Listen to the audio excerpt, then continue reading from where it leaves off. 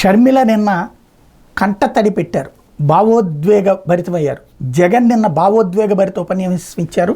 ఏదైతే రాజశేఖర్ రెడ్డి పేరు తీసేసేటటువంటి ప్రయత్నం చేసినటువంటి కాంగ్రెస్ పార్టీతో కుట్రలు అందులో చేరి అలాగే ఆయన పేరుని ఎఫ్ఐఆర్లో పెట్టించినటువంటి వ్యక్తులతో కలిసి పనిచేస్తోంది షర్మిల అని చెప్పినటువంటి నేపథ్యం, షర్మిల అని పేరు కాకుండా చెప్పినటువంటి నేపథ్యంలో షర్మిల కంటతడి పెట్టారు. నిన్న రాజకీయ కాంక్షతో తన చెల్లెలు వ్యవహరిస్తోందని సీఎం జగన్ చేసిన వ్యాఖ్యల మీద పీసీసీ అధ్యక్షురాలు షర్మిల తీవ్రంగా స్పందించారు. తాను అడిగిన ప్రశ్నలకు జగన్ సూటిగా సమాధానం చెప్పాలని డిమాండ్ చేశారు.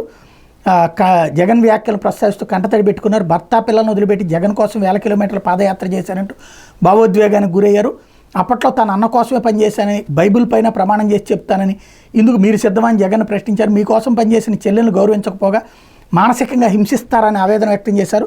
సోదరి వ్యక్తిత్వాన్ని హననం చేయించిన అన్నగా జగన్ చరిత్రలో మిగిలిపోతారన్నారు.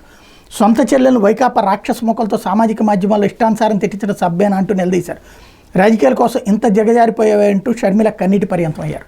ఇప్పుడు ఈవిడ చేసింది ఏంటి మరి? అదే అన్నని రోడ్డుకి లాగి అన్న రాజకీయ అధికారాన్ని పడగొట్టి పతనం చేసి అది లాక్కోవాలని మరి అప్పుడు ఎవరు కంటతడి పెట్టాలా?